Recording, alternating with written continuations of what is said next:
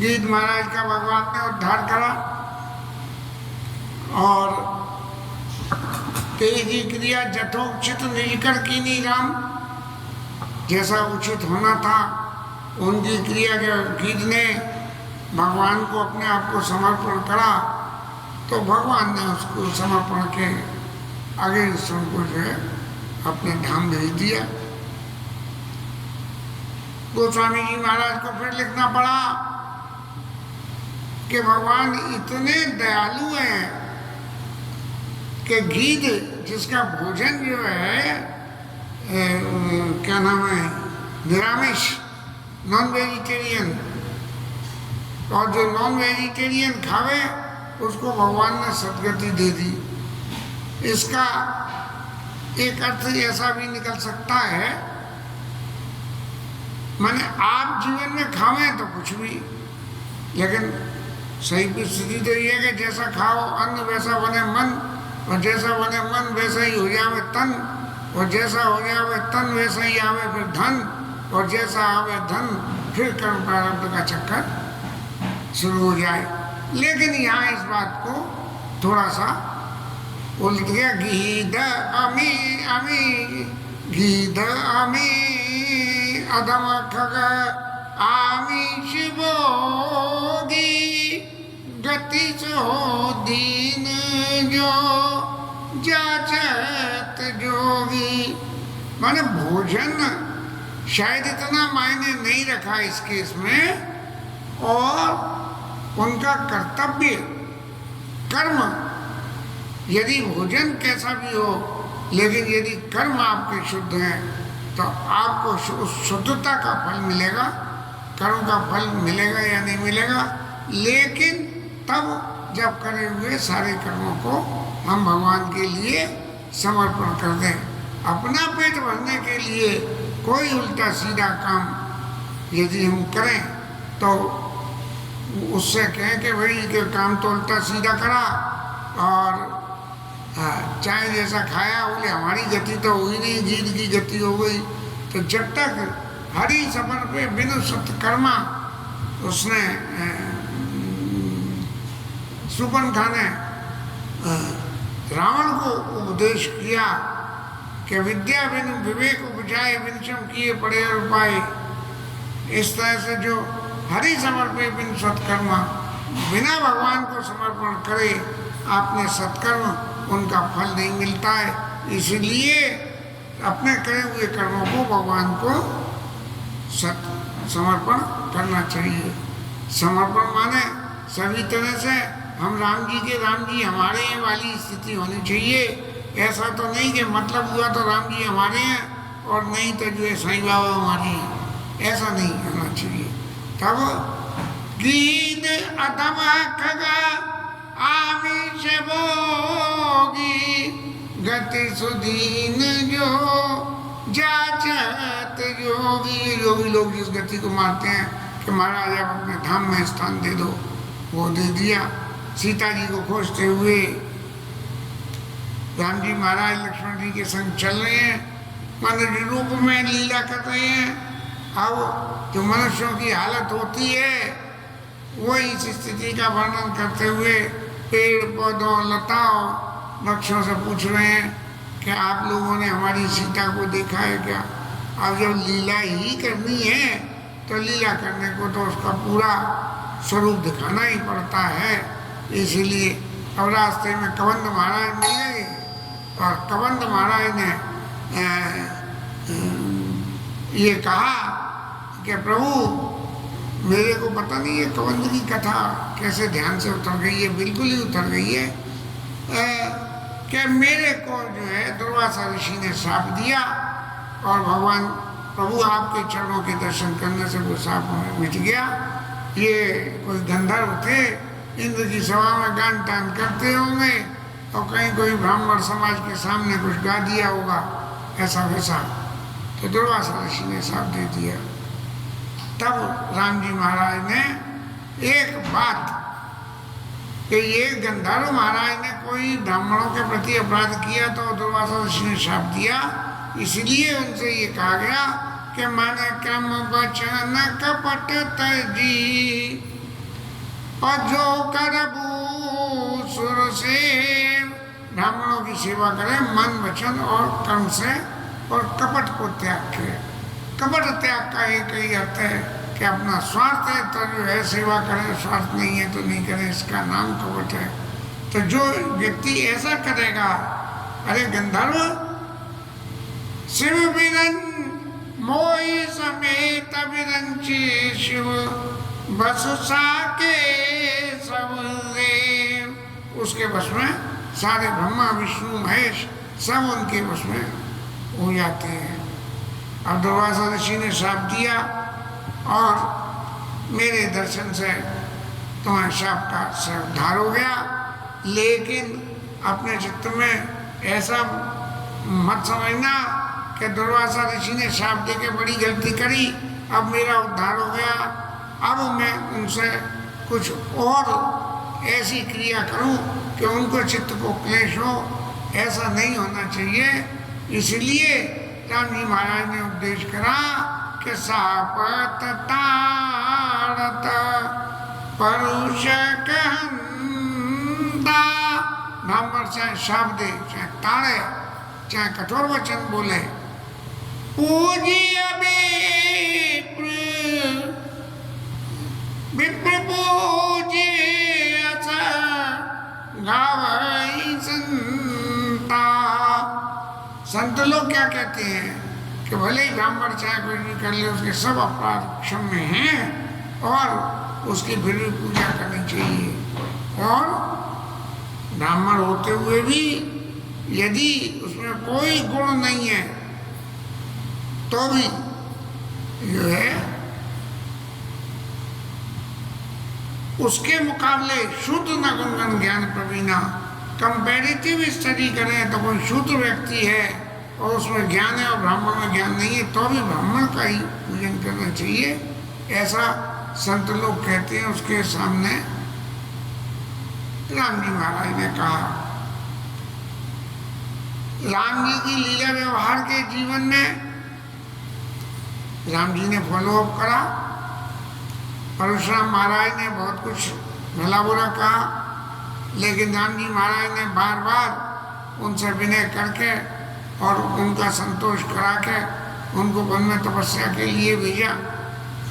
और तब राम जी महाराज ने ये तो जो है पूज्य विप्र कही है, संता संत कहते हैं वो बात कही, लेकिन एक बात कही निज धर्म ताई समझावा,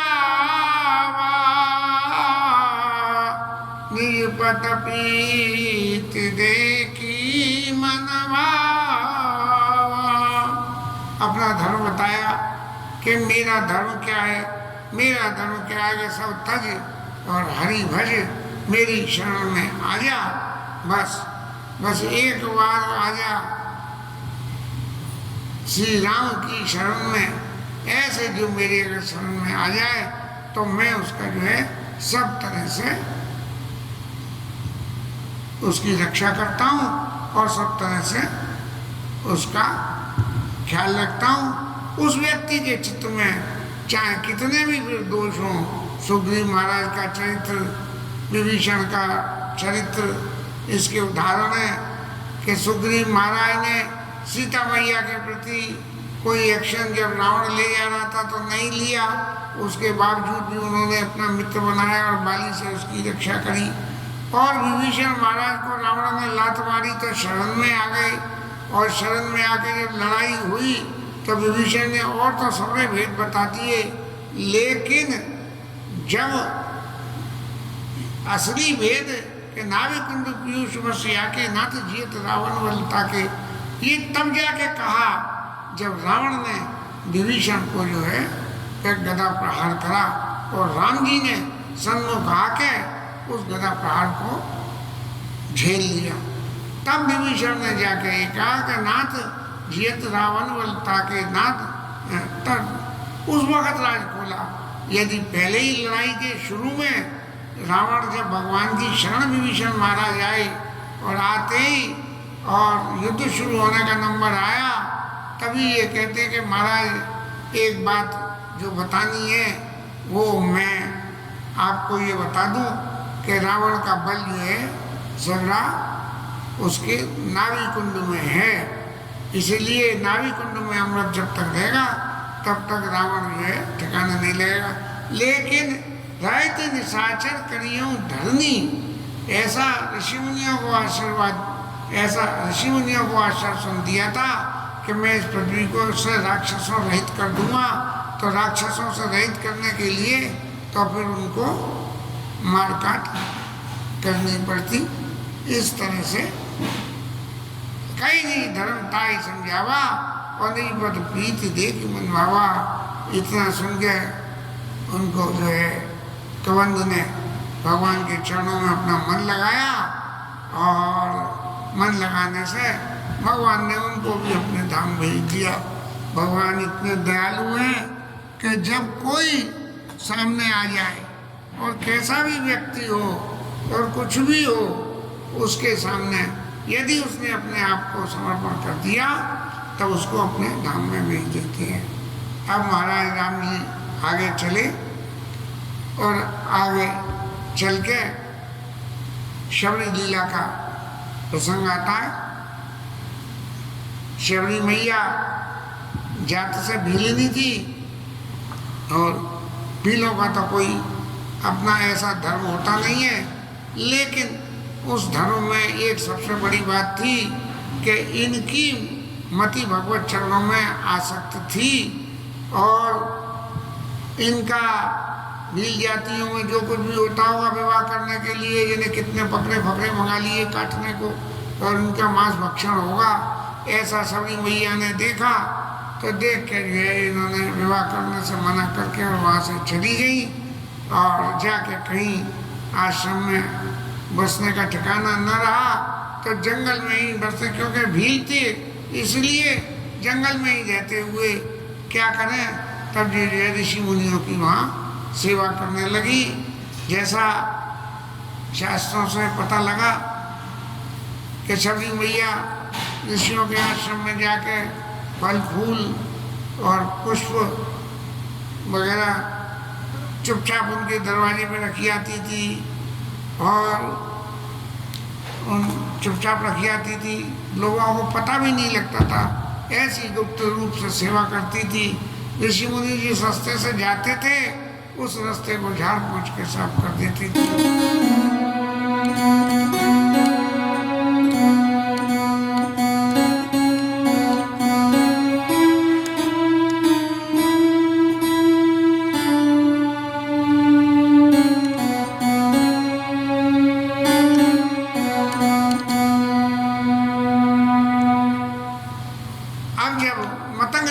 आश्रम में सेवा करती रही करते करते एक दिन मतंग ऋषि ने जो है शबरी मैया को देखा कि ये मैया जो है आती है और ये जो है ठाकुर जी की सेवा के लिए फल पुष्प जो भी कुछ है वो रख जाती है।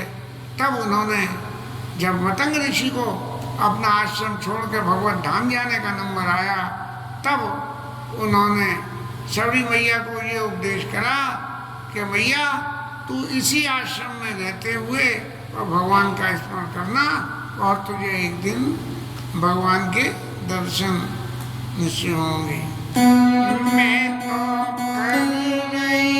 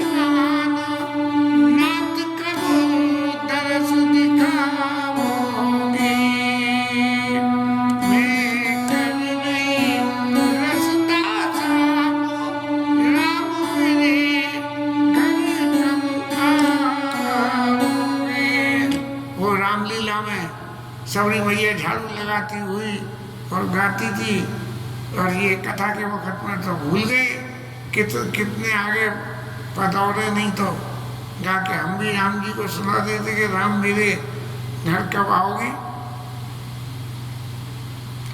इस तरह से जो है एक और है वो राम आएंगे आएंगे राम आएंगे, मेरी झोंपड़ी झोंपड़ी के मेरी झोंपड़ी के बाद आए भूल जाएंगे राम आएंगे, मेरी झोंपड़ी के बाद आज भूल जाएंगे राम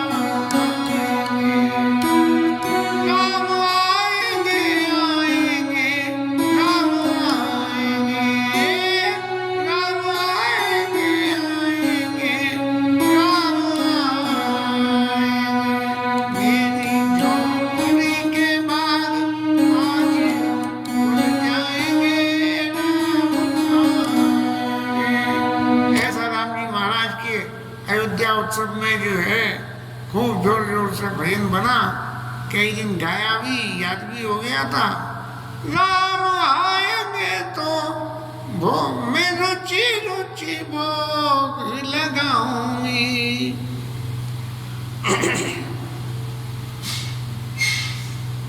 क्या प्रभु सुनना नहीं चाहते हो कि आप महाराज? हाँ, ये इतने दिन गाया ये, और गाने के बाद में आज कथा में आपको सुनाने के निमित्त कर रहे हैं, तो नहीं आ रहा। चलिए आपकी इच्छा। ताई दे गति राम दारा, शबरी के सुन पगदारा। अब जो कमंड को गति देके भगवान शबरी मैया के आश्रम में आए,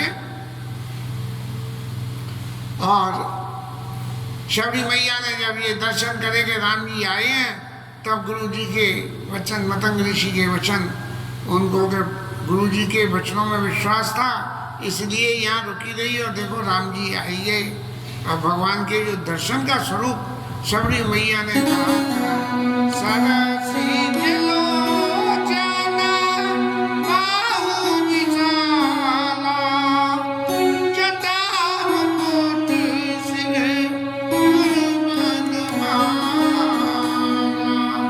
भगवान के नेत्र कमल के समान है, सरसी लोचन, और आजान लंबित भुजौ, घुटने तक की लंबी विशाल भुजाएं हैं, और उनके सिर पे जटाओं का मुकुट बना हुआ है, और गले में वनमाला धारण करी हुई है। तो वनमाला कहीं ना कहीं जो है, कहीं भगवान के भक्तों ने धारण करा दी होगी। ऐसे सुंदर राम जी और लक्ष्मण जी की जोड़ी को देख के, और सबरी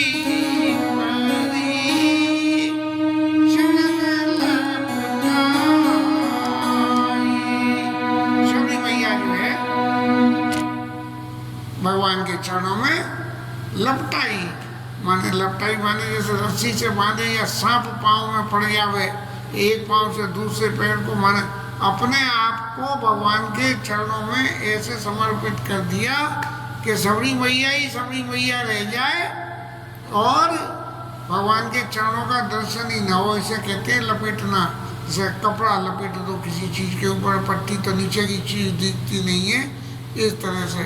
अब ये देख के इतना, क्योंकि ये तो सहज ही किसी के भी जीवन में ऐसा खेल हो सकता है कि जब अचानक बिना किसी इन्फॉर्मेशन के, और हमारे गोविंद, हमारे यहाँ कोई संत महंत भी पधार जाए तो भी होती है, लेकिन गोविंद स्वयं में पधार जाए, और वो भी गुरु जी ने की कही हुई बात के बाद, तो जो चित्त में प्रसन्नता होती है, सबरी मैया को उसी प्रसन्नता में सबरी के मुंह में से भगवान को सामने लाके प्रेम मगन मुख वचन न आवा, और पुनि पुनि पद सरोज से नावा।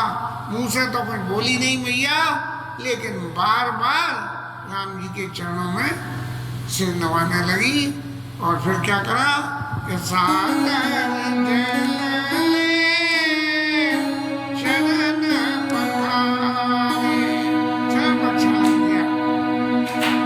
उन्हें सुंदर आश्रम में थारे, आश्रम में थारे, सुंदर आसन पे, कुटिया में तो सुंदरता जैसी भी होगी होगी, उस आसन पे राम जी और लक्ष्मण जी को उठा दिया। और फिर जब कोई घर में आता है तो स्वागत सत्कार में कुछ उनके भोजन के लिए देना। कंदमूल फल सुवासति दिए राम प्रभुमान, प्रेम सहित प्रभु खाए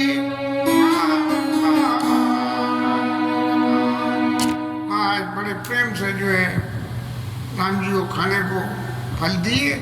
और फलों में भी जैसा देखा था कि राम जी को वो झाड़ा बूटी के जो लाल वाले बेर होते हैं वो खाने को दिए गए। और कहते हैं सभी मैया चक चक के उन बेरों को रखती थी, क्योंकि उसमें खट्टे भी होते हैं मीठे भी, तो मीठे मीठे बेर रख लेती। और वो बेरों की खूबी ये है वो सूख भी जाते हैं, और सूख के फिर मुँह में घुलाओ तो घुल जाते हैं दोबारा। इस तरह से जो है पूरे सुंदर प्रेम सहित प्रभु खाए बारंबार वो खान। संत लोगों ने ऐसा कहा है कि सबरी के बेरों में जो आनंद आया और विदुरानी के खिलाए हुए केले के छिलकों में जो स्वाद आया वो प्रभु कभी नहीं भूल पाए। और जब कभी भी समाज में ये प्रशंसा चली कि प्रेम से भोग किसने लगाया, तब उसमें जो है सबरी का विदुरानी का नाम बराबर आता है। पानी जोरी आगे बैठारी, कई विधि स्तुति करो तुम्हारी। महाराज मैं आपकी स्तुति कैसे करूं, अब पढ़ी नहीं लिखी नहीं तो कैसे कर। लेकिन एक बात मैं जानती हूँ कि मैं अधम जाति से हूँ, और उन अधमों में भी मैं मतिमंद हूँ। मतिमंद क्या कि ऋषियों की सेवा तो करी, लेकिन ऋषियों की सेवा करने के बाद उनसे कभी ज्ञान की भी याचना नहीं करी कि महाराज जीव के उद्धार के लिए कोई ज्ञान की बात तो बता दो जिससे कि मेरा उद्धार हो जाए। तब राम जी महाराज ने कहा कि तुम भले ही अपने आप को अधम मान रही हो, लेकिन मेरी निगाह में तुम्हारे बराबर कोई दूसरा व्यक्ति नहीं है। और मैं एक बात सबरी मैया आपको बताऊं कि रघुपति सुना बाविनी बाता, मांगना एक भक्ति करना था। वो मेरा जीव से नाता क्या रहता है, मेरा जीव से नाता सिर्फ मेरी भक्ति का रहता है कि मेरी भक्ति करे, चाहे कोई जात का हो, कोई हो, कुछ कर्म करता हो, कुछ भी हो। और सबसे बड़ी बात क्या है, इन सब बातों को भूल जाए। जाति पाति कुल धर्म बलाई, धनवल परिजन गुण चतुराई, इतनी सारी बातों को, जाति को, पाति को, कुल को, धर्म को, और जितना भी अलंकार उनके संग जोड़ सकते हो, उसके धन को, उसके बल को, उनके परिजनों को, और चाहे जितनी भी चतुराई हो किसी व्यक्ति में, कितनी भी तरह के गुण हो, लेकिन उन सब गुणों की मेरे लिए कीमत नहीं होती। भगति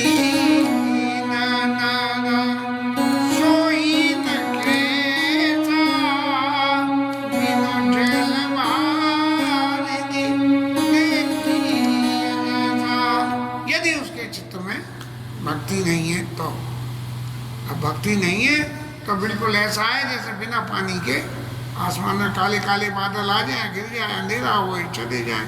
लेकिन यदि उन्होंने जल वर्षा दिया तो काले बादल जल वर्षा के और चले गए, उसके बाद में जो सुख चारों तरफ होता है, ऐसा जो है बिना भक्ति के ये जो है कोई भी भगत नर सोना कैसा बिन जल बारिद देखिए जैसा। अब देवी आपको जो है जो मैंने ज्ञान दिया कि भक्ति तो भक्ति क्या है, इसके बारे में थोड़ा सा आप समझ लो, जिससे कि आपको ये पता लग जाए कि भक्ति क्या होती है, और जो लोग कुछ और, क्योंकि कुछ ऐसा लीला में देखा था हमने कि बाकी और ऋषि मुनि वो भील जाति की थी तो उनसे घृणा करते थे कि ये अशुद्ध जाति की है, इसका ये मत करो, इनकी बात, इनकी कोई सेवा मत लो, ऐसी बातें करते थे। लेकिन राम जी ने उन सब ऋषियों की बात, मुनियों की बात को काटने के लिए शबरी मैया को भक्ति का उपदेश दिया और ये कहा कि मेरी भक्ति 9 प्रकार की होती है शबरी मैया, और देख इन 9 में से यदि एक भी भक्ति किसी के पास है तो वो मेरे लिए अत्यंत प्रिय होता है।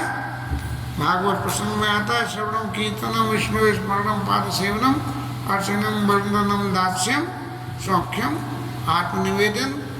उन्हीं के स्वरूपों में या राम जी महाराज जो शबरी मैया को उपदेश कराए उसको गोस्वामी जी लिखते हैं,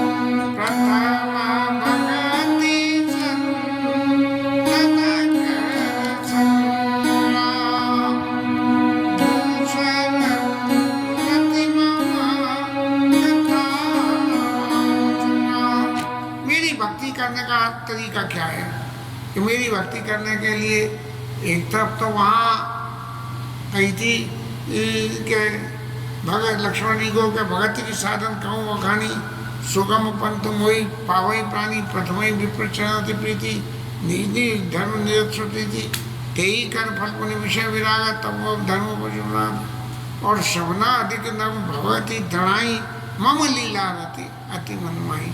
तो वहाँ ब्राह्मणों के चरणों से प्रेम करने के बाद नवदा भक्ति पे आना पड़ेगा। वही नवदा भक्ति यहाँ जो है प्रभु कह रहे हैं कि प्रथम भगत संतन कर संगा।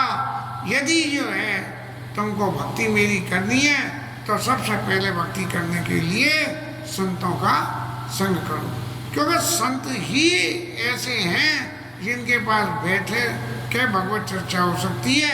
गृहस्थी जीवों के बीच में तो गृहस्थ की चर्चा होती है और उसमें सारे गुण अवगुण आ जाते हैं। दूसरा रतिमम कथा प्रसंगा, जब संतों के बीच में बैठ के बात होगी तो भगवत विषयक बातें होंगी, और भगवत विषयक बात होंगी तब मेरे विषय में जो कथाएं वहाँ सुनने को मिलेंगी उनमें आपको मन को धीरे धीरे करके रति हो जाएगी। और जब मेरी कथा में रति हो जाएगी तब उसके बाद क्या होगा कि गुरु पद पंकज सेवा। जब भगवान के चरणों में रति पैदा होनी शुरू हुई तो पहला उपदेश भगवान का ये है कि गुरु ब्रह्मा गुरु विष्णु गुरुदेव महेश्वरा गुरु साक्षात पर ब्रह्मा तस्मै श्री गुरुवे नमः। ऐसे गुरु पद पंकज सेवा, गुरु जी के चरणों की सेवा करे, कुछ ना करे। जैसे मैया तेने गुरु के वचनों में विश्वास करा ऐसे ही। तो गुरु पद पंकज सेवा और तीसर भगति अमान। अब गुरु जी के चरणों की तो सेवा करी, और क्या है मेरे बराबर कौन गुरु सेवक हुआ ऐसा यदि मान कर लिया तो वो सेवा करना भी बेकार है। इसलिए अमाननीय मान दे कीर्तनीय सदारी, हमेशा जो है भगवान के कीर्तन करे और अमाननीय मान, कोई भी कैसा भी व्यक्ति हो सबको मान दे, अपने आप को कभी भी जो है तीसर भगति अमान। और चौथी भगति मम गुण गण करई कपट तजी गान। चौथी भक्ति क्या है कि मेरे गुणों का गान करें। अब जब आप कथा सुनोगे, संतों के पास जाओगे तो आपके पास एक ही चर्चा रह जाएगी कि भगवान के गुणों का गान करें। कोई जीवन में पूछे अभी इतना बड़ा एक्सीडेंट हुआ, ये हाथ की हड्डी टूटी, और बार बार चित्त में कल्पना कर रहे हैं कि देखो हुआ तो बहुत बुरा, पता नहीं कौन जन्मों का फल मिला, कौन से पाप का परिणाम मिला। लेकिन तुरंत ही चित्त में ये आती है कि देखो भगवान ने कितनी दया करी कि बीच में से हाथ पर से हड्डी टूटी, न कंधा टूटा न कोनी टूटी, और बीच में से जुड़ाना तो बहुत आसान है, कंधा कोनी टूट जाती। तो चौथी भगति मम गुण गना और करई कपट तजिगान। सबसे बड़ी बात एक है कि भगवान की भक्ति करनी है तो सबसे पहले कपट को छोड़ना पड़े। और कपट क्या है कि मन में तो कुछ हो रहे और कहें हम कुछ और, इसका नाम कपट है। भगवान की भक्ति इसलिए कर रहे हैं कि महाराज भगवान कुछ दे दें तो हमें ये सिद्धि मिल जाए। इसलिए चौथी भगति मम गुण गण करई कपट तजिगान। लेकिन जब भगवान के गुणों का गान कपट को छोड़ के आप करोगे तब क्या होगा, तब भगवान के मंत्र में मंत्र जापो दृढ़ विश्वास पंचम भजन सुविद प्रकाशा। मेरे मंत्रों का जो है जाप करे और मेरे नाम का भजन करे। जब इतना मैया कोई करेगा तो उसका नतीजा क्या होगा कि तब उसके चित्त में ये मनुष्य शरीर की इंद्रियां बहुत चंचल होती हैं। ये चंचल इंद्रियां मन को चाहे कितना भी तुम बांध लो, माला करो तो, कथा करो तो, इधर उधर भागता ही रहता है। तो जो है मंत्र जाप मन दृढ़ विश्वासा पंचम भजन सो भेद प्रकाशा। तब जो है जब ये पांचवी भक्ति जो है भजन करे और भजन करेगा तो क्या होगा कि छठतम शील विरति बहु कर्मा, जीवन में शील को धारण करे और बहुत प्रकार के कर्मों के पीछे न भागे। कैसे बोले, इस देवता के लिए ये करोगे तो ये हो जाएगा, उस पर मंगलवार को फलाने पे करोगे, बृहस्पतिवार को फलाने पे करोगे। ये बहुत प्रकार के कर्मों को सबको छोड़ के और मन को ऐसे बांध के और मेरा भजन करे। तब क्या होगा कि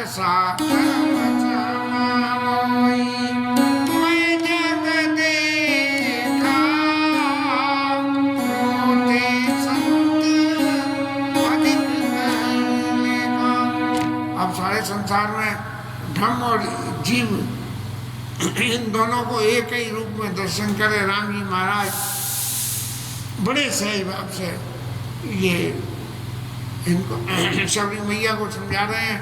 और शबरी मैया तो वैसे ही, यदि जो कहते हैं कि ऋषि मुनि उनसे नफरत करते थे, उनके भी आश्रम में सेवा दे आती थी। लोग वह कहते हट हट दूर हट, तू अपवित्र है, लेकिन कभी किसी से कोई नफरत नहीं करी। तो आत्म जथा लाभ संतोषा और सपने नहीं देखे पर दोषा। जो कुछ जीवन में मिल जाए उसमें संतोष मान ले। ये मेरी आठवीं भक्ति है मैया। और नवम सरल सब संचलीना मम भरोसी हर्ष न दीना। और नौवीं भक्ति क्या है कि सरल होना, कि जीवन को इतना सरल रखे और सब संग छलीना, किसी के संग कोई नहीं।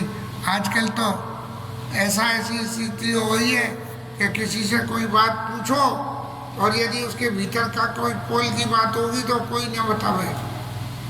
इसलिए नवम सरल होना, सरल हो जाए बिल्कुल। कोई किसी से ऐसी बात नहीं करनी कि भाई मेरा, अगर मैंने ऐसा कह दिया तो मेरा इसमें हित हो जाएगा, उसे ही पता लग गई तो ये कोई जो पूछ रहा है कोई बात जो है सबके बीच में सरलता के व्यवहार करना। इसलिए नवम सरलता मम भरोसे ये हर्ष न दीना। मेरा भरोसा जब चित्त में रखे तो फिर ये करने की जरूरत नहीं, अरे भगवान तुमने बहुत बुरा करा, अरे ये तो मेरे संग बहुत बुरा। मम भरोसे है, कोई अच्छा काम हो गया तो भी कुछ खुश होने की जरूरत नहीं है। दुख में रो मती,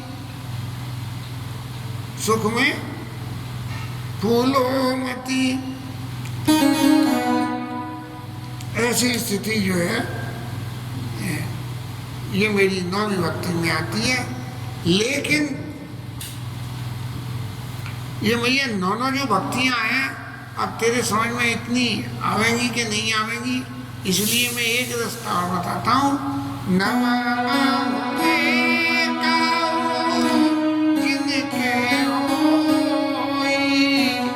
नारी पुरुष सचना नौ नौ भक्ति है तो सही, लेकिन धारण करने के लिए कोई एक भी भक्ति धारण कर ले, प्रथम भगति संतन कर संगा, संतों का संग कर ले तो बस फिर उसको दुष्टों का संग कभी नहीं करे, संतों का संग कर ले तो बाकी जो गुण आएंगे उसकी वजह से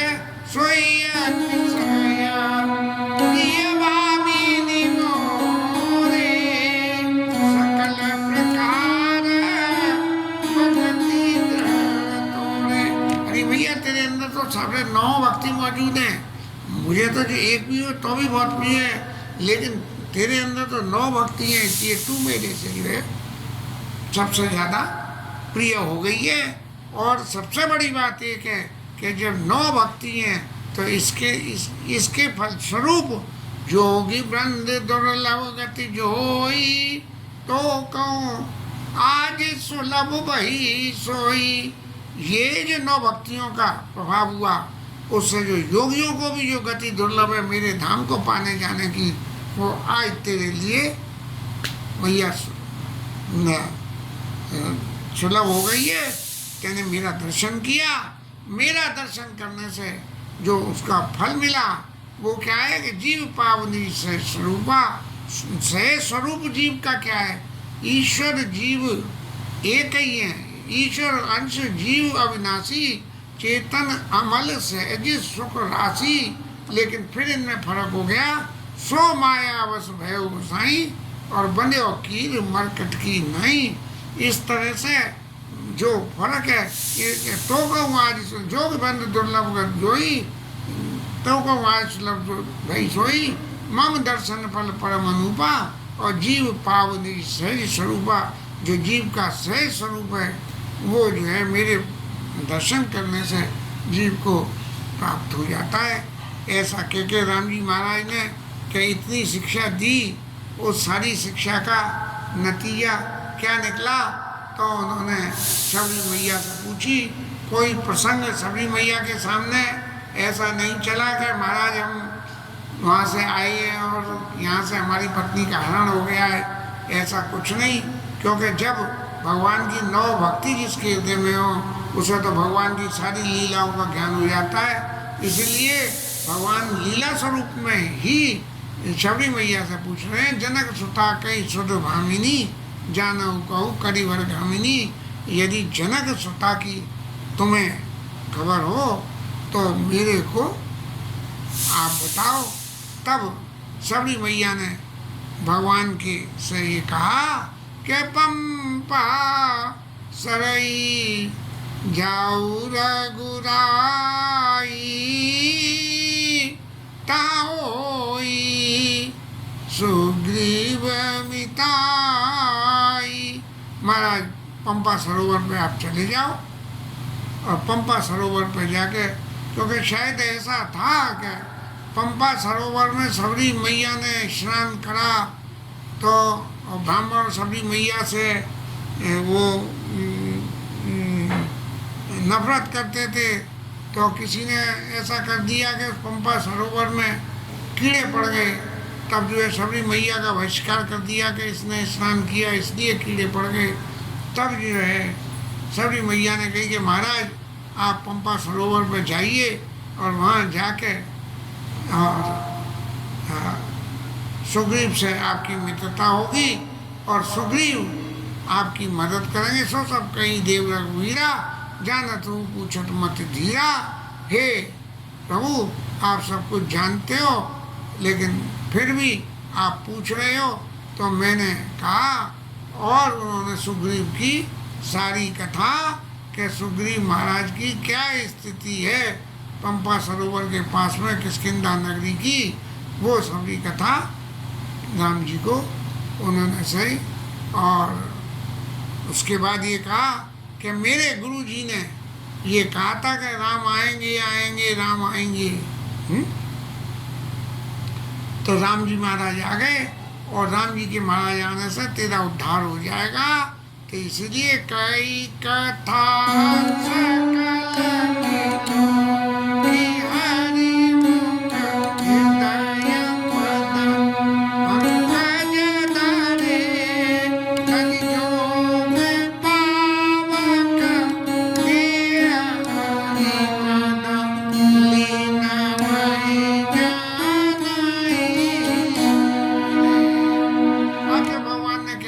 सभी भक्तियाँ जीव पावनी से स्वरूपा, और सह स्वरूप पाने के लिए, तो सह स्वरूप पाने के लिए जीव की सामर्थ्य के अनुसार योग अग्नि शरीर से प्रकट करके भगवान को सारी कथा सुना के, और शबरी मैया भगवान के धाम को चली गई हैं। गोस्वामी जी महाराज को फिर लिखना पड़ा, नर विविध कर्म,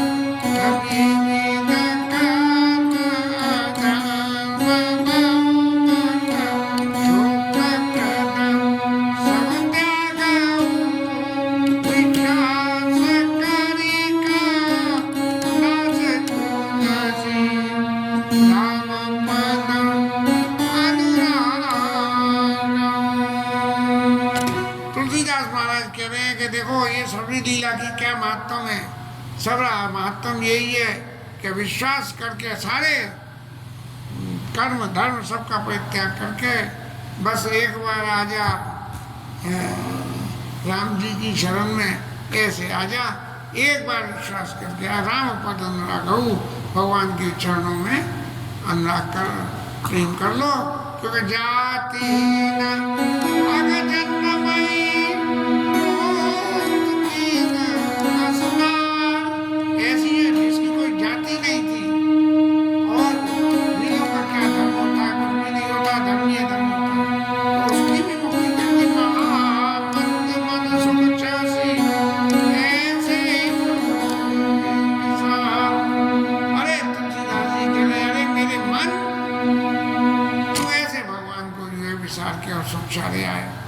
कथा जैसी भी समझ में आई। ये नवदा भक्ति जी आज कही तो है, लेकिन चित्त में संतोष नहीं हुआ।